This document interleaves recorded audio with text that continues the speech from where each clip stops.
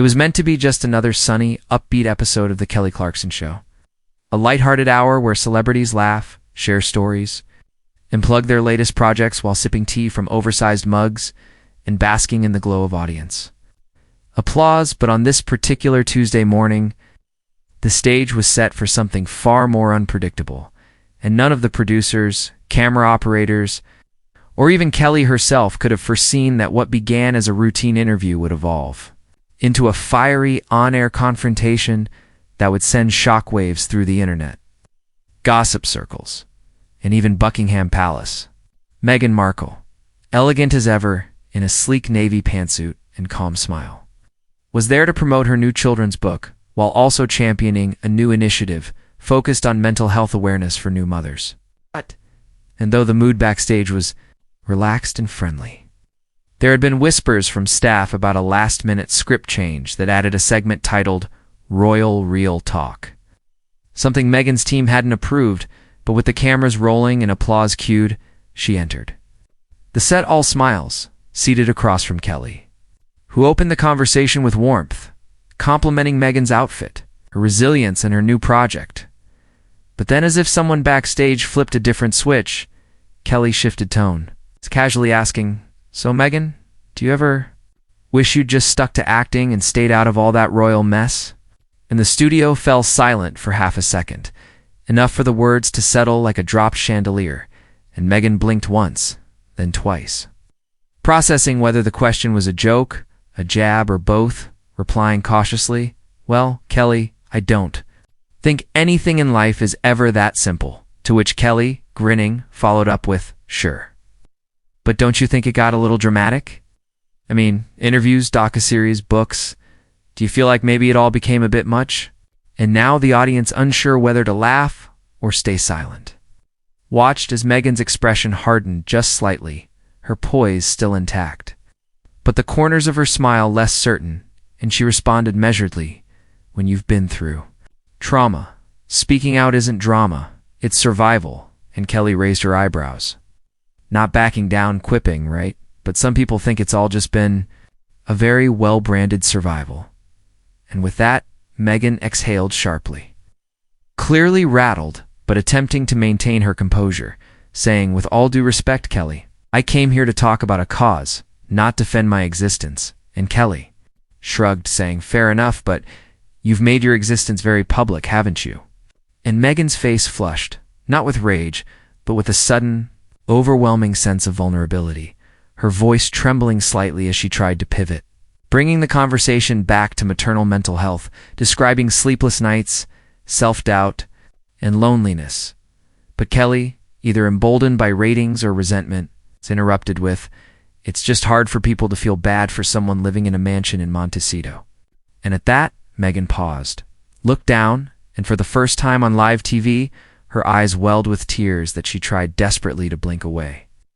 The silence in the room now deafening as everyone realized they had crossed into territory no audience laughter could fix, and as Meghan reached for a tissue from the table, her voice breaking slightly as she whispered, "I didn't expect this from you, Kelly."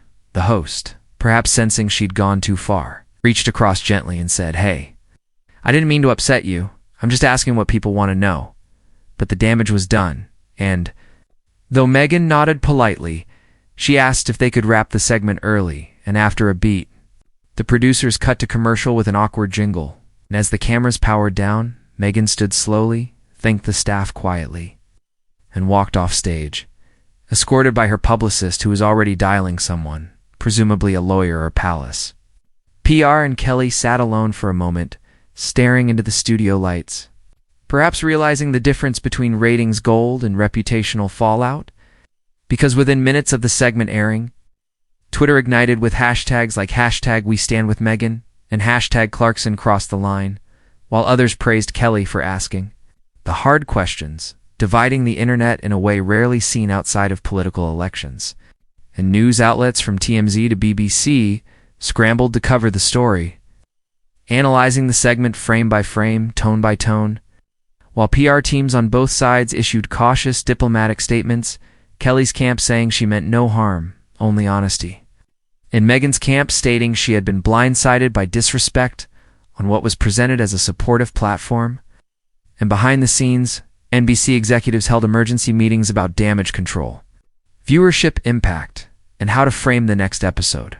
Eventually deciding Kelly would offer an unscripted apology on air, which she did 2 days later, seated alone on her set, hair pulled back, voice heavy with reflection, as she said, "I crossed a line I didn't mean to, and I'm truly sorry to Meghan and anyone watching who felt that." A moment met with applause, but also side eyes from those who felt the apology came only after backlash. And meanwhile, Meghan made a quiet appearance at a charity gala the next week, dressed in soft pastels and speaking powerfully about kindness in media, never mentioning the show directly, but clearly referencing the moment, saying sometimes the loudest thing a woman can do is not clap back, but walk away with her head held high, a line that drew thunderous applause and quickly made headlines, with fans and columnists praising her grace under fire. And yet, the tension lingered. The viral clip of her blinking back tears was viewed over 100 million times in 3 days, turned into reaction memes, TikTok duets, and Instagram reels set to sad piano music or powerful speech overlays. And in boardrooms across Hollywood, producers re-examined their interview formats, questioning whether provocation was still the currency of viewership or if audiences were ready for empathy over edge. And while Kelly continued to host her show, inviting other celebrities and maintaining her charm, there was a noticeable difference. Questions became safer, smiles a little tighter, and a layer of caution now wrapped around every segment. While Meghan, having endured yet another public confrontation, emerged not broken but sharper, her next podcast episode dedicated to grace under pressure, where she shared in cryptic language the importance of knowing when to speak and when to walk away, and her words, though soft, echoed with the clarity of someone who had turned tears into armor, reminding the world that even when royalty leaves the palace, they never lose their crown, especially when earned through grace rather than bloodline. And in that strange dance, between vulnerability and spectacle, between talk show sofas and media headlines, one thing was clear. What happened on that stage wasn't just an awkward interview. It was a flashpoint, a cultural conversation, and a reminder that sometimes the most powerful response isn't a roar, but a tear, falling quietly for the world to see. The aftermath of Meghan's walk-off became a defining moment not just for daytime television, but for the broader conversation about empathy, privacy, and the paradox of celebrity vulnerability. And as the days passed, the digital noise surrounding the interview refused to die down instead. It grew, evolved, mutated into online discourse dissected by podcast hosts, reaction YouTubers, and late-night comedians, each with their own spin, tone, and take on what had unfolded live on air. And even as Kelly Clarkson's team released a carefully worded follow-up statement thanking Meghan for her courage and candor, the damage, for many, had already calcified into narrative, the kind-hearted Duchess, ambushed by the relatable talk show queen. And what complicated matters further was a leaked behind-the-scenes clip showing a pre-show conversation between Kelly and her producer, where the producer is heard saying, "Just go there. Ask what no one else will. It'll go viral." Short soundbite that immediately sent Kelly's credibility into a tailspin, with critics accusing her of chasing clout at the expense of compassion.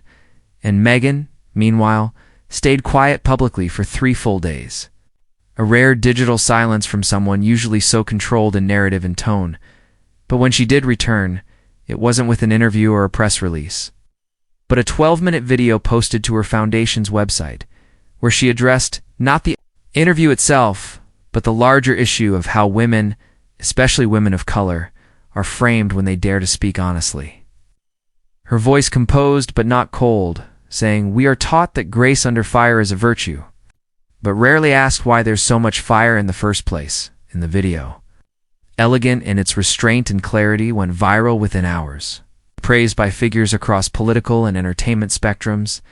And suddenly, the question wasn't, did Meghan overreact? But why was she pushed to the edge to begin with? As social media flooded with support, memes flipped from mocking to empathetic, and even former critics began to walk back their opinions.